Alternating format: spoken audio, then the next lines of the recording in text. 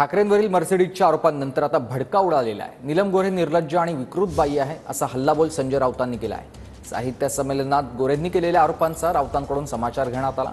गोऱ्हे पक्षातर्फे 4 वेळा आमदार झालेले आहेत आणि जाताना त्यांनी घाण करून गेल्या असं राऊत म्हणाले।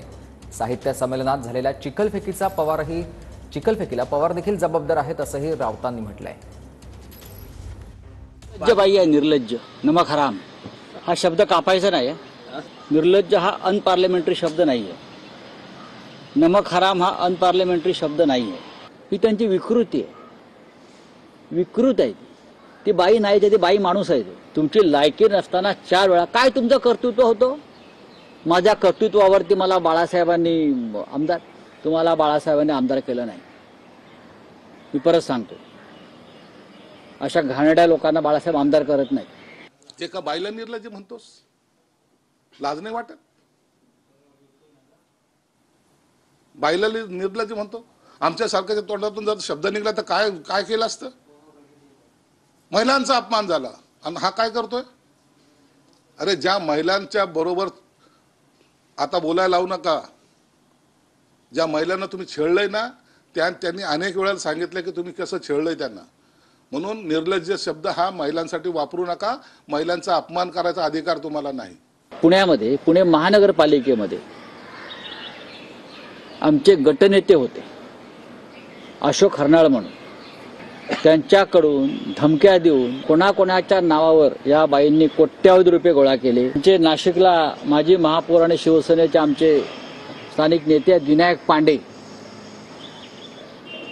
त्यांना उमेदवारी देण्यासाठी शिवसेनेची या बाईने किती पैसे घेतले होते जाऊन त्यांनाच विचारा। मराठवाड्यामध्ये अनेक ठिकाणी यांनी पैसे घेतले, तिकीट वाटले आणि त्याचा परिणाम असा झाला, जे शिवसैनिक अहोरात्र काम करतात ते सर्व बाजूला पडले।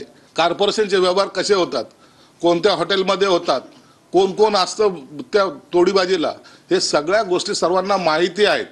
परंतु सर्व शांत आहेत यासाठी की आपल्याला उगाच आणखीन त्यांना डिसावायचं नाही। लक्षवेधी लावायला किती पैसे घेतात विचारा। लक्षवेधी लावायला, प्रश्न विचारायला, प्रश्न आल्यावरती संबंधितांना बोलवून डील करा। माझ्याकडे सगळे माहिती आहे आणि पुराव्यास आहे। ते हक्कभंग आणा, काय तुमचा हक्कभंग वगैरे आणा। मला आठवतंय बाळासाहेब ठाकरे म्हणाले, कोण बाई आणली तुम्ही पक्षामध्ये? सुरुवातीला हिंदुहृदय सम्राट बाळासाहेब ठाकरेंनी प्रश्न केला, हे कुठलं ध्यान आणलंय पक्षात बाहेरचं आपल्याला शिव्या घालणार आयुष्यभर? तरी आता काही लोकांच्या मर्जी खातर त्या आल्या गेल्या, 4 वेळा आमदार झाल्या आणि जाताना ताटामध्ये घाण करून गेल्या। विश्वासघातकी बाई, काय तिला कमी केलं होतं द्यायला माननीय उद्धव साहेबांनी?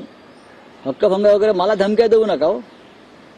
आम्ही सगळं तुरुंग वगैरे भोगून आलेलो आहोत, सगळे ईडी झालं, सीबीआय झालं, हक्कभंग पण झालेत आमच्यावर। मला विधानसभा त्यांच्या आधीपासून माहिती आहे। कसला हक्कभंग? खरं म्हणजे महाराष्ट्राने या बाईवरती हक्कभंग आणला पाहिजे। की सांग, विधानसभेच्या निवडणुकीत ह्या बाईंनी माझ्याकडून पैसे घेतले होते। पण तुम्हाला अजून एक सांगतो, माझ्यासारख्या अशा राज्यामध्ये अनेक प्रसंग आहे, अनेक कार्यकर्ते पुढे येतील आणि सांगतील का या बाईंनी काय काय केलेलं आहे।